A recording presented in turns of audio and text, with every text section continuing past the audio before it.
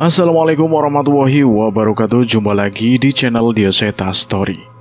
Apa kabar teman-teman semua? Semoga kalian sehat selalu, panjang umur, bahagia selalu, dan sukses selalu. Pada kesempatan kali ini saya akan melanjutkan cerita yang sebelumnya. Cerita yang berjudul Keris Benggolo Ireng. Cerita ini ditulis oleh Dioseta buat teman-teman semua yang belum mendengarkan episode sebelumnya. Alangkah baiknya mendengarkan terlebih dahulu agar mengerti alur ceritanya. Dan buat kalian yang baru bergabung di channel ini, silahkan klik tombol subscribe dan tombol loncengnya agar kalian tidak ketinggalan cerita terbaru dari kami. Oke, tidak usah lama-lama, kita langsung saja menuju ke ceritanya. Keris Benggolo Ireng, Warangka.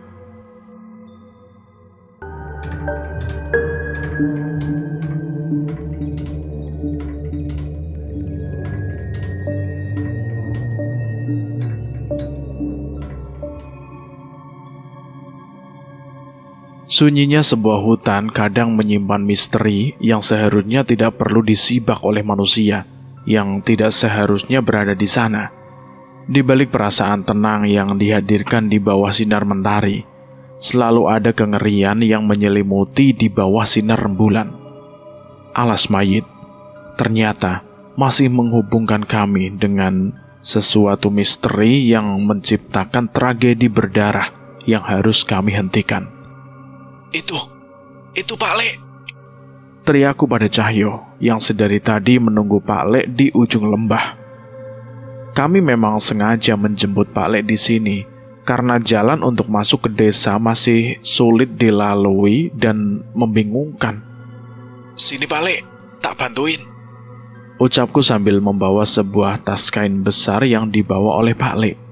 Sepertinya mau tidak mau Pak Le harus tinggal cukup lama di desa ini, karena saat ini hanya ilmu Pak Le lah yang bisa menahan Mbah Suroto saat tubuhnya itu diambil alih.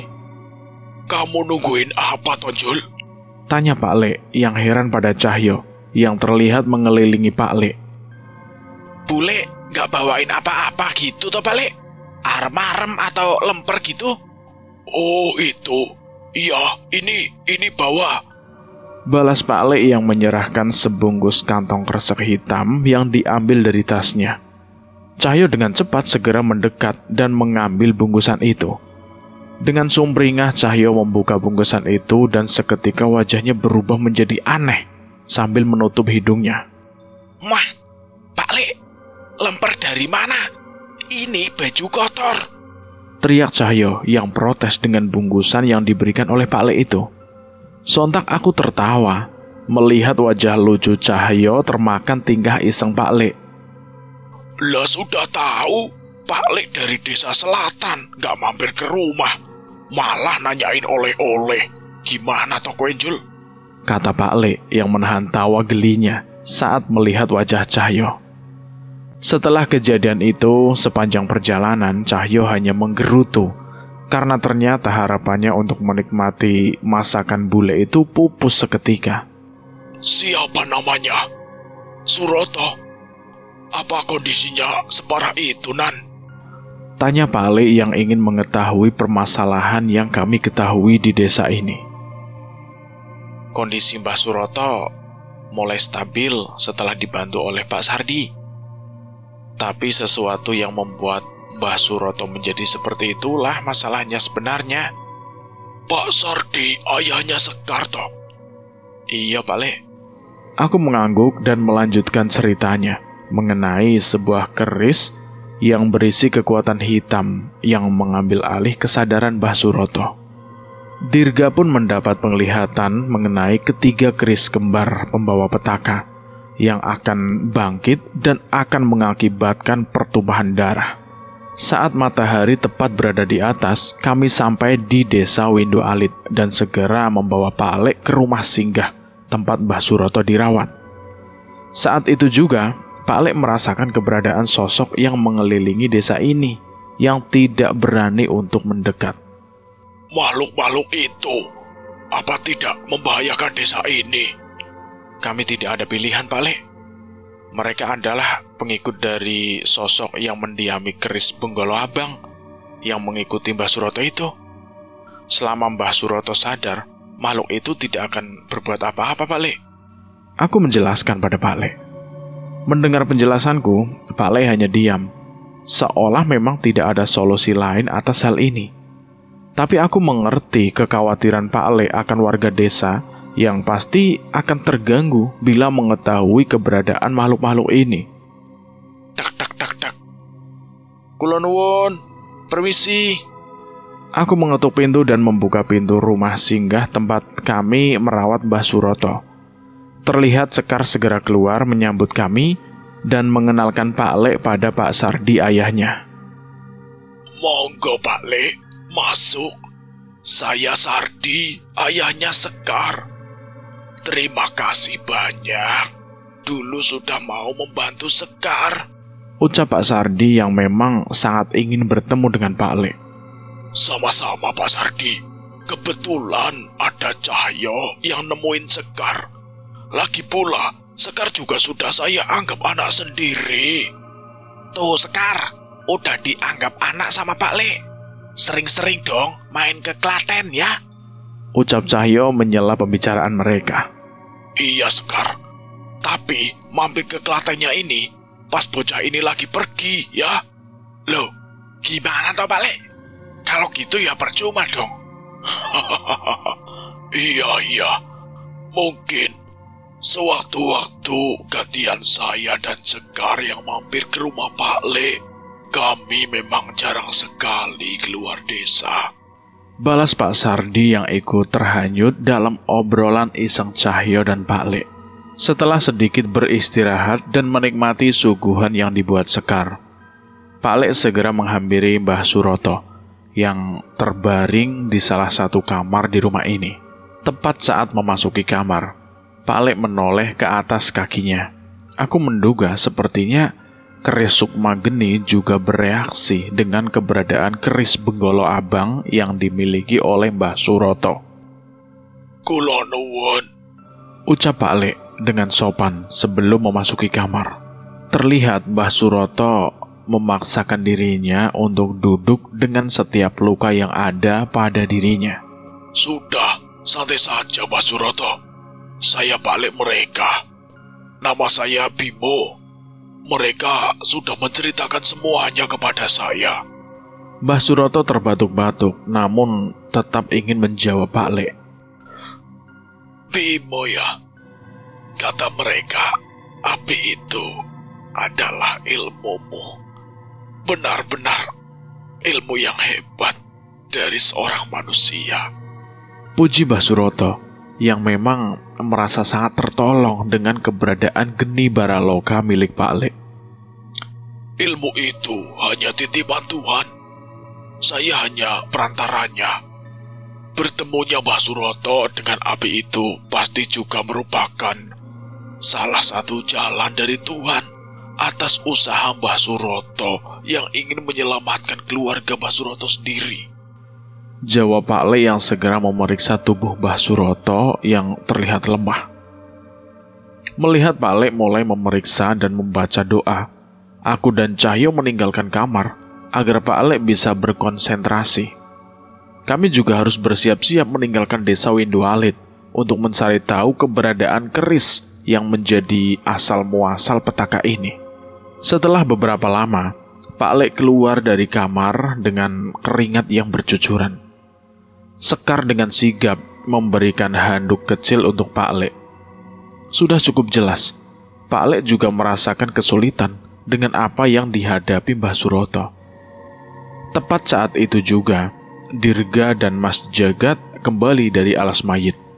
Mereka kembali ke sana sekedar untuk mengirimkan doa untuk leluhur Dirga, Prabu Arya Darmawijaya yang bersemayam di sana. Pak Le sudah lama? Tanya Dirga yang segera salim kepada Pak Le dan bergabung bersama kami. Baru saja kok, belum lama. Nah, kebetulan kalian sudah sampai. Sepertinya kalian harus segera mencari tahu tentang permasalahan ini. Pak Le sudah mencoba berbagai cara. Geni Baraloka dan keris Sukma Geni hanya dapat mempertahankan kesadaran Mbah Suroto. Jelas Pak Lek seperti itu. Bahkan keris Sukma Geni tidak bisa menghapus kutukan Mbah Suroto. Tanya Mas Jagat kepada Pak Lek. Pak Lek menggeleng. Itu bukan kutukan. Itu adalah perjanjian leluhur Mbah Suroto dengan sosok di balik keris itu. Kalau begitu, ini semua mulai masuk akal. Terjawab sudah sampai mengapa ilmu kami tidak mampu memulihkan kesadaran Mbah Suroto sepenuhnya. Sepertinya kami memang harus mencari tahu keberadaan keris lainnya yang menjadi asal muasal petaka itu. Maaf Dek Sekar, besok pagi Mas Cahyo harus meninggalkan Dek Sekar lagi, ucap Cahyo dengan wajah yang penuh drama. Sekar tertawa kecil mendengar candaan Cahyo. Aku sudah bersiap melemparkan sandalku pada Cahyo, tapi akhirnya kutahan, karena mungkin mereka butuh waktu untuk bercanda lebih banyak sebelum hal-hal buruk mulai menimpa kami. Jul, kalau kedinginan gantian aja, aku yang di belakang. Teriakku pada Cahyo yang dikorbankan untuk duduk di bak belakang mobil pick-up Mas Jagat bersama motor Vespa kesayangannya. Udah, tenang saja. Pendekar itu gak takut kedinginan, jawab Cahyo dengan santainya. Tapi aku selalu tahu bahwa memang tabiat Cahyo yang tidak mau membiarkan temannya mendapat posisi yang tidak enak. Dirga sudah menelpon Abah dan menceritakan mengenai kejadian di desa Windualit. Beliau berjanji akan mencari tahu lebih banyak informasi mengenai 3 buah keris kembar yang sempat ia ketahui sebelumnya. Perjalanan kami menuju desa Dirga terhitung cukup lama. Kami beberapa kali berhenti di warung kopi di pinggir jalan provinsi untuk sekedar beristirahat dan memastikan Cahyo tidak tertiup angin. Seandainya kami tidak terburu-buru, mungkin perjalanan ini akan menjadi menyenangkan ketika kami bisa saling bercerita selama perjalanan mengenai bagaimana sebenarnya hubungan orang tuaku dan Mas Jagat hingga bisa dekat dengan keluarga Dharma Wijaya. Setelah perjalanan yang cukup panjang, kami sampai di sebuah desa yang cukup padat. Tepat saat matahari terbenam, terdapat sebuah pasar yang sudah dikelola oleh pemerintah di sana. Dan yang paling menarik perhatianku adalah sebuah bangunan besar menyerupai pabrik yang sempat aku lihat tidak jauh dari sungai. Mas Jagat, itu tadinya bangunan apa ya? Oh, itu pabrik tahunya Pak Wijaya Kartasukma. Tapi beliau saat ini sedang sakit, jadi dikelola oleh istrinya, cerita Mas Jagat padaku. Sakit? Sakit apa emangnya Mas Jagat? Harusnya mereka punya uang toh untuk mengobati ke rumah sakit atau ke kota kan? Penyakitnya cukup aneh, Nan. Dan Pak Wijaya dan keluarganya juga cukup tertutup dengan penyakitnya. Agak misterius ya, Mas. Semoga saja mereka cepat mendapat solusi atas masalah mereka ya, Mas. Iya, Mas Danan. Tapi tahu hasil pabrik mereka itu enak loh. Besok kita coba yang masih fresh ya, Mas Danan. Balas Dirga padaku. Wah, siap dong. Kalau soal makanan itu, yang di belakang pasti semangat banget. Kami turun di sebuah rumah yang memiliki halaman kebun yang cukup luas, dengan bangunan utama yang dibangun dengan tembok dan dekorasi batu alam. Walaupun sederhana, rumah ini terlihat sangat nyaman dengan jendela kayu model lama dengan kisi-kisi kaca di dalamnya. Punten Abah, Emak, Dirga pulang, ucap Dirga sambil membuka sendiri pintu rumahnya yang sepertinya memang jarang terkunci. Suara langkah kaki terdengar mendekat menyambut teriakan Dirga. Itu adalah Abah, ayah dari Dirga Dharma Wijaya, yang seharusnya ia juga adalah salah satu garis keturunan bangsawan dari Prabu Arya Dharma Wijaya. Namun pakaiannya terlalu sederhana untuk seorang keturunan daerah bangsawan. Dan satu lagi, yang membuat aku penasaran, pasti ada cerita menarik mengenai kepindahan mereka ke tanah Sunda. Permisi Abah, saya Danan Dan ini teman saya Cahyo. Mohon izin merepotkan, Abah. Ucapku memperkenalkan diri pada Abah. Merepotkan naon? Sudah, ayo masuk. Dirga sudah cerita semuanya. Sama saudara sendiri, tidak usah sungkan-sungkan. Ucap Abah yang ternyata begitu ramah.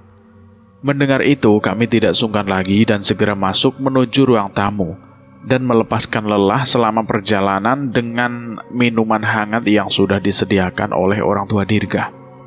Jul, nih minum dulu, masih hangat. Ucapku pada Cahyo sambil menggeser duluan teh hangat yang dihidangkan ke Cahyo yang terlihat masih kedinginan, sambil menutupi tubuhnya dengan sarungnya. Tanpa banyak bertanya, Cahyo segera menikmati teh hangat yang ada di hadapannya dan mencomot beberapa gorengan. Kelihatannya pada kelelahannya. Malam ini istirahat dulu saja. Bicara seriusnya besok saja ya. Ucap Abah yang melihat wajah Cahyo yang sedikit pucat setelah menghadapi terpaan angin sepanjang perjalanan. Iya, sudah saya siapin air panas buat mandi. Mas Jagat nginep di sini saja sekalian. Tambah emak ibu dari Dirga yang ikut keluar menyambut kami. Wah, gak usah, saya pulang saja. Sudah ditunggu orang rumah juga. Jawab Mas Jagat yang sepertinya sudah tidak sabar untuk pulang ke rumah. Ya sudah, setelah ini istirahat dulu saja. Ada banyak hal yang ingin saya ceritakan berdasarkan cerita Dirga kemarin. Tapi saya harus mengambil sesuatu dulu besok.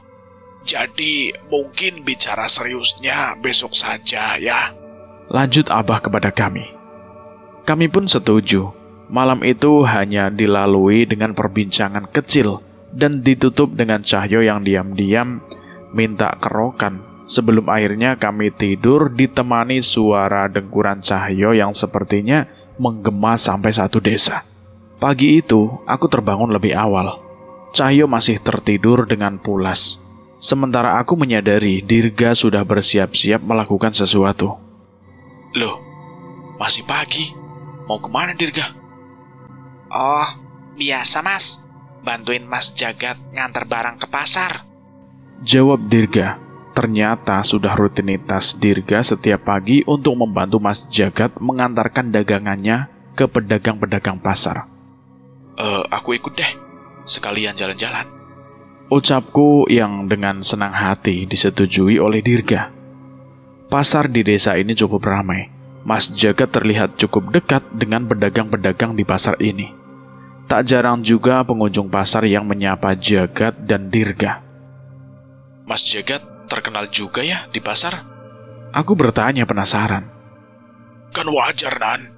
Kerjaanku nganter-nganter barang dari toko grosir ke pedagang-pedagang pasar. Jadi wajarlah pada kenal sama saya. Jawab Mas Jagat seperti itu.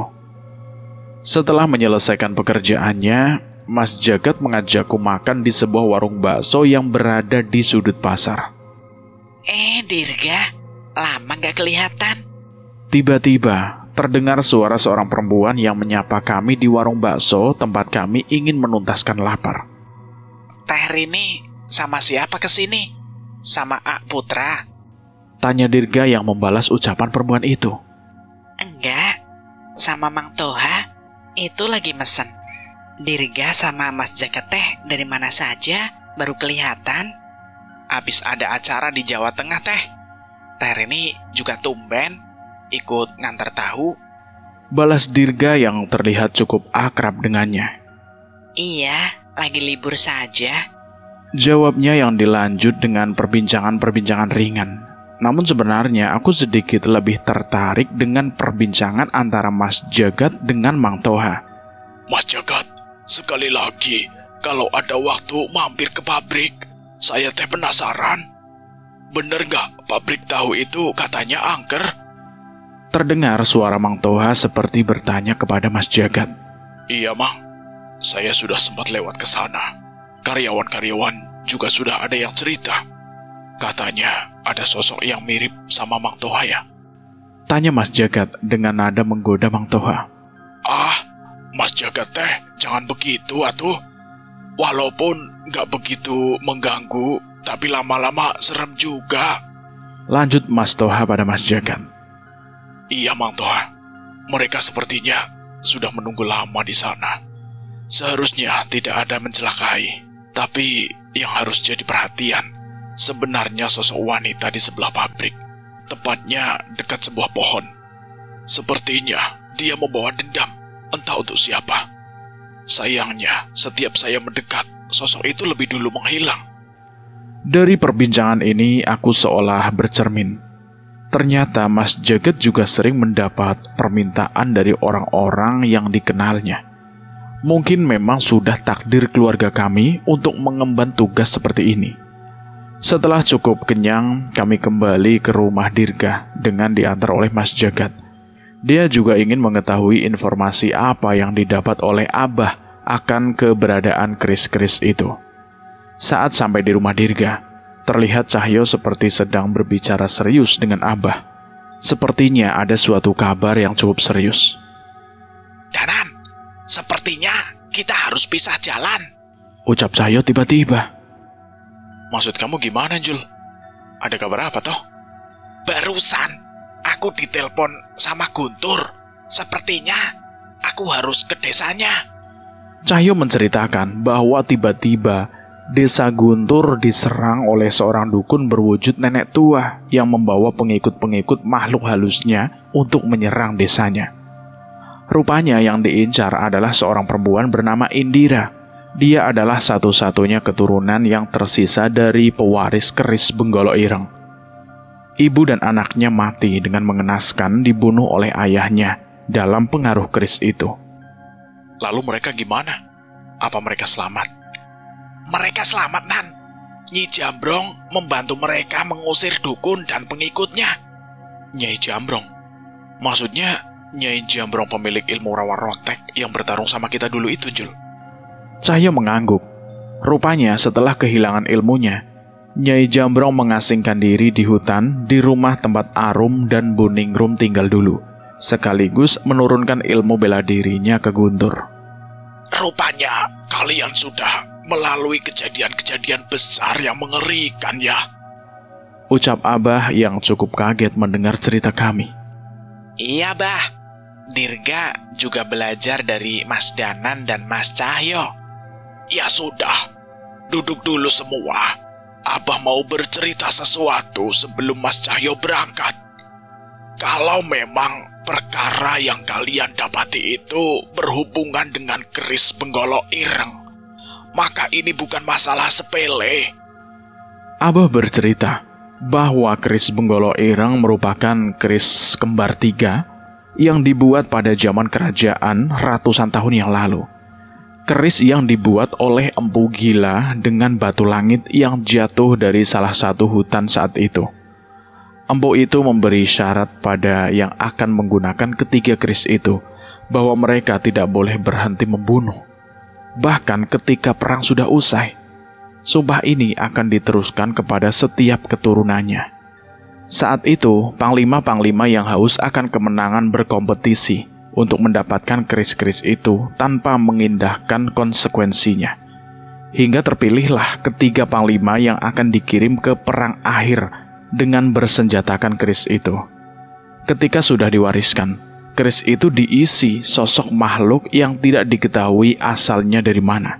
Namun setiap pemegang keris pusaka itu mendapat kuasa untuk memerintah pengikut dari sosok mengerikan yang mendiami keris itu. Keris Benggolo Ireng dan keris Benggolo Abang dapat diwariskan dengan sumpah dari pewarisnya. Namun salah satu panglima menerima keris Benggolo Abang mati di malam saat keris itu akan diterimanya. Anehnya, saat akan dipindah tangankan, sosok roh panglima yang gagal menerima keris itu selalu menghalangi siapapun mendapatkan kekuatan keris itu. Mungkin itu yang membuat keris Benggolo Lanang tetap netral, tidak seperti kedua saudaranya. Walaupun begitu, kedua panglima tetap dengan mudah bisa mengalahkan lawan-lawannya dan memenangkan berbagai perang. Namun saat perang sudah usai, kedua keris terkutuk itu tetap memaksa kedua panglima untuk membunuh. Saat mereka tidak mengetahui janjinya, sosok penghuni keris itu akan mengambil alih tubuh mereka dan membunuh orang-orang terdekat dari kedua panglima itu. Hal ini menyebabkan kedua panglima selalu mencari cara untuk memulai perang dengan kerajaan lain, agar mereka terus bisa mendapatkan korban untuk keris yang mereka sesali untuk dimiliki. Hingga pada akhirnya, mereka berhadapan dengan salah satu kerajaan di wilayah Setrageni dan berhadapan langsung dengan raja di kerajaan itu, Raja Indrajaya. Raja Indrajaya yang sudah mengerti dengan kekuatan keris itu dan mempersiapkan cara untuk menahan kekuatan keris itu dengan bantuan pendekar kepercayaannya yang bernama Daryana dan bantuan dari pangeran kerajaan Dharmawijaya saat itu. Daryana dengan keris Rogo Sukmanya seorang diri bertarung dengan sosok penghuni kedua keris itu, dan pangeran Dharmawijaya dengan keris Dasa Sukmanya menghadapi kedua panglima itu. Dengan bantuan mereka, pasukan Raja Indrajaya berhasil memukul mundur pasukan musuh dan menyegel kekuatan kedua keris dengan warangka atau sarung keris yang dibuat oleh empu kerajaan. Setelah mengetahui keris itu berhasil disegel, kedua panglima itu menyerah tanpa syarat, seolah merasa lega terlepas dari sumpahnya. Sayangnya, ternyata tidak semudah itu. Sumpah kedua panglima itu terus dibawa hingga anak dan cucunya, hingga salah satu dari mereka menemukan keberadaan keris itu dan beriringan untuk menggunakannya. Abah tahu keberadaan warangka yang digunakan untuk menyegel keris itu? Aku bertanya pada Abah. Abah menggeleng. Wajar saja, benda itu sudah ada lebih dari ratusan tahun yang lalu. Berarti mungkin kami harus mencari cara lain untuk menyegel atau memutihkan keris itu. Saat ini, pasti sudah ada banyak korban di desa asal Indra dan keluarganya dulu, ucap Abah yang dibalas dengan wajah gelisah Cahyo. Lantas, Bah, kalau sumpah itu diturunkan, untuk apa mereka mengincar Indra? Bukankah itu artinya mereka tidak punya keturunan lagi untuk mewariskan sumpahnya? Tanya Dirga kepada Abah. Ucapan Dirga itu benar. Mengapa mereka ingin membunuh Indra? Mungkin mereka akan melahirkan pewarisnya sendiri, ucap Mas Jagat. Maksud Mas Jagat gimana ya? Saat ini, pewaris mereka sudah tidak ingin menggunakan keris itu lagi dan mencari cara untuk menyegelnya. Seandainya makhluk penghuni keris itu merasuk pada pewaris, memilih pasangan, dan melahirkan pewarisnya sendiri, sumpah itu tetap berlaku, walaupun pewarisnya bukan sepenuhnya manusia. Jelas Mas Jagat kepada kami. Gila, bahkan makhluk seperti itu pun bisa punya niatan seperti ini. Bila ucapan Mas Jagat benar, berarti wajar saja bila makhluk penghuni keris itu ingin menghabisi semua pewaris terakhirnya. Abah, apa keris yang Dirga dapat itu adalah keris Dasa Sukma? Tanya Dirga yang segera diiyakan oleh Abah.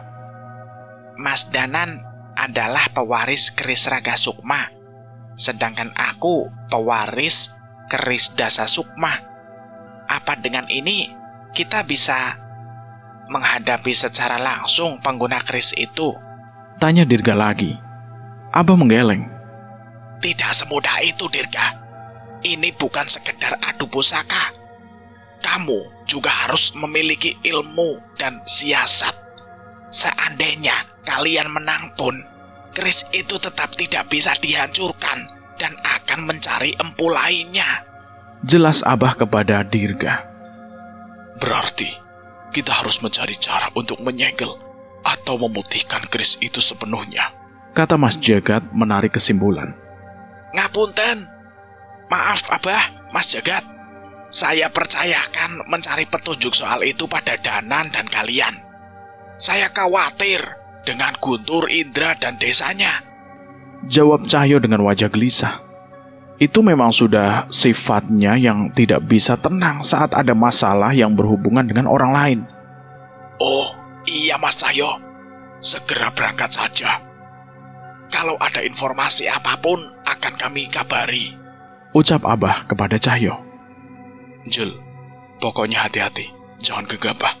Pastiin poselmu aktif terus ya. Iyo Nan, kowe yo hati-hati yo. Ucapnya sambil menepuk pundakku dan segera pergi dengan menaiki motor tuanya. Terlihat dengan jelas raut muka khawatir di wajahnya. Setelah mengantarkan Cahyo, aku kembali ke rumah dan melanjutkan pembicaraan kami tadi. Sementara Cahyo menemui Indra, apa yang kita bisa buat, Bah? Dulu pernah ada seorang dukun yang mencoba mengirimkan ilmu hitam ke desa ini. Ternyata di balik dukun itu ada pewaris keris Benggolo Ireng yang mencoba mencari tumbal dari desa ini.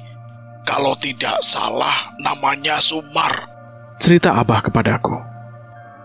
Terus, Bah, berarti Abah pernah menghadapi keris itu? Aku bertanya pada Abah. Abah menggeleng dan menghela nafas. Ia mencoba menceritakan dengan lebih rinci. Menurut cerita Abah, seorang bernama Sumar itu meminta bantuan orang dukun untuk melepas segel keris itu. Sebagai syarat permintaan itu, dukun itu membutuhkan tumbal dan sosok roh yang penuh dendam untuk memancing makhluk di dalam keris itu.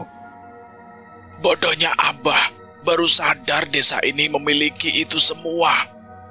Ada sosok roh penuh dendam di desa ini, ucap Abah kepada kami. Di pabrik tahu itu, potong Mas Jagat yang sepertinya mengerti dengan arah ucapan Abah. Benar, saat itu Abah berhasil menggagalkan niatan dukun itu untuk mencari tumbal dari desa. Namun yang Abah lewatkan sepertinya dukun itu seperti berhasil mengikat perjanjian dengan roh di sana. Berarti ada kemungkinan benda yang digunakan untuk menyegel keris itu masih ada di pabrik tahu itu, Bah. Mungkin saja, Mas Danan. Tapi apakah benda itu masih berfungsi, Abah juga tidak tahu. Mas Jagat bisa bantu saya untuk meminta izin ke pemilik pabrik tahu itu. Kita ke sana malam ini. Bisa, Danan. Sebaiknya kita bersiap. Walau di siang hari pabrik itu terlihat biasa saja, saat malam hari suasana di sana akan berubah drastis, kata Mas Jagat seperti itu.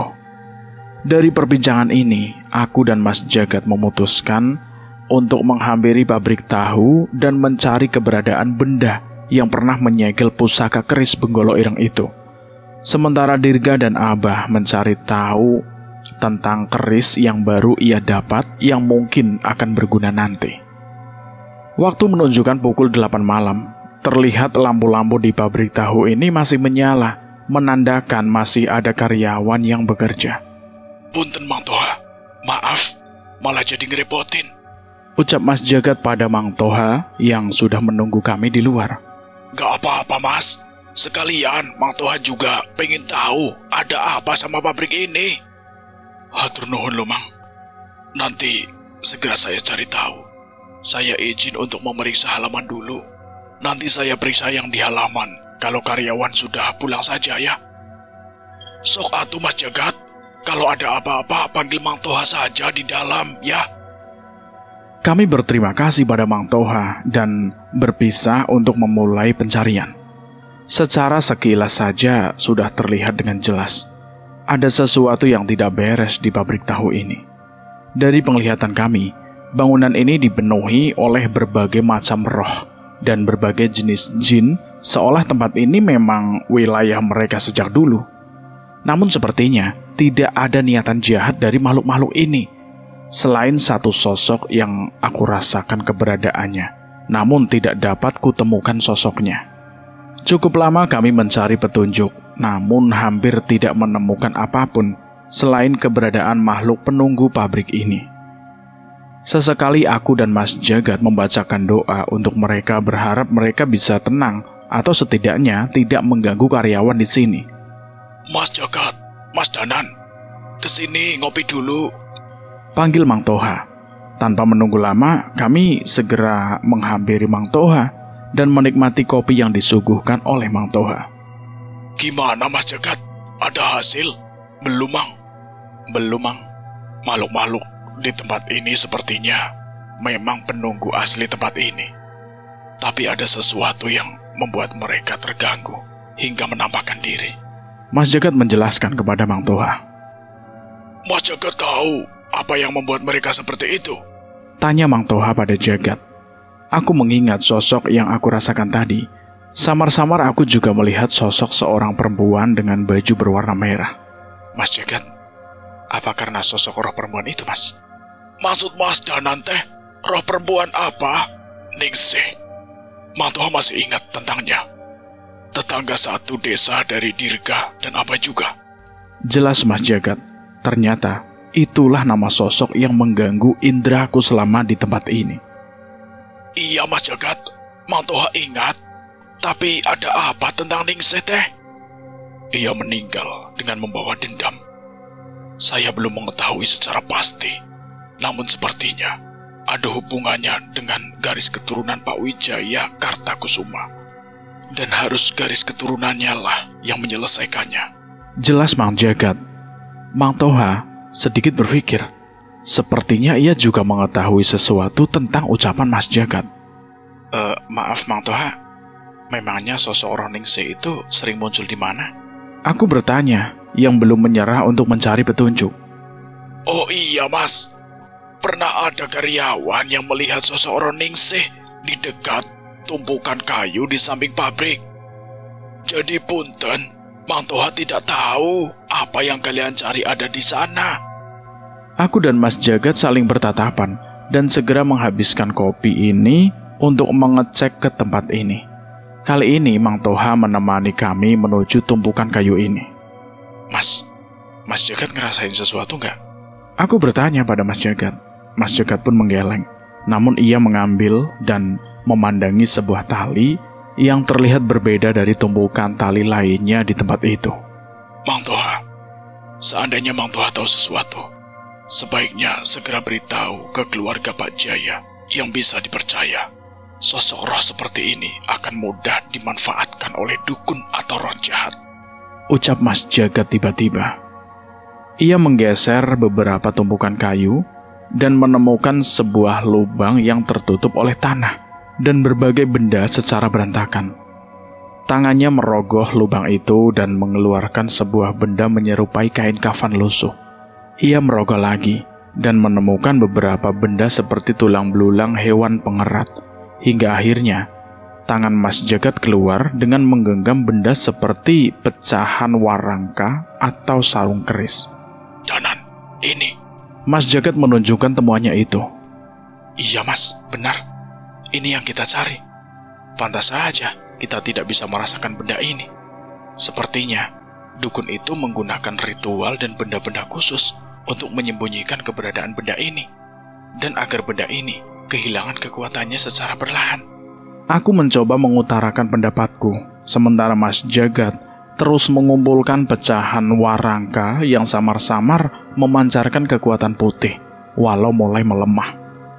Aku mengambil sepotong kain dari tas yang telah aku persiapkan dan mengumpulkan pecahan itu.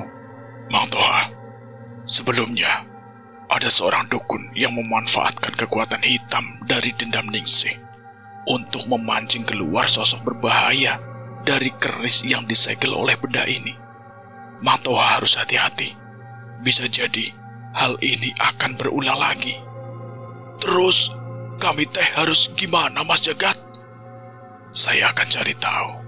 Tapi sebelumnya ada masalah yang cukup besar yang harus kami tangani. Tapi seperti yang saya bilang, hanya garis keturunan Pak Jaya yang bisa menghentikan permasalahan di pabrik tahu ini. Untuk sementara, kami sudah mendoakan roh di tempat ini. Setidaknya, mereka tidak akan melukai karyawan walau sering menampakkan diri. Iya Mas Jagat, iya. Saya akan coba sampaikan. Terima kasih banyak ya Mas Jagat. Kami yang berterima kasih Mas Toha. Kami mendapatkan petunjuk baru dari permasalahan kami di sini. Jawabku pada Mang Toha. Tak lama setelahnya, kami segera pamit dan meninggalkan pabrik tahu itu. Pabrik tahu milik keluarga Wijaya Kartakusuma yang masih menyimpan banyak misteri. Namun kami percaya, pasti akan ada seseorang dari keluarga itu yang mampu memecah misteri itu. Sesampainya di rumah, kami menunjukkan pada Abah benda yang kami temukan dan memastikan bahwa itu adalah benda yang pernah menyegel keris Benggolo Ireng. Sayangnya kondisinya sudah tidak memungkinkan untuk melakukan tugasnya seperti sebelumnya. Di tengah kebingungan kami, aku berkonsultasi kepada Pak Le dan mendapatkan jawaban yang tidak terduga darinya. Ia memberikan alamat sebuah tempat di dekat lembah dan memintaku menemui seseorang bernama Mbah Jiwo dan menyerahkan benda itu padanya.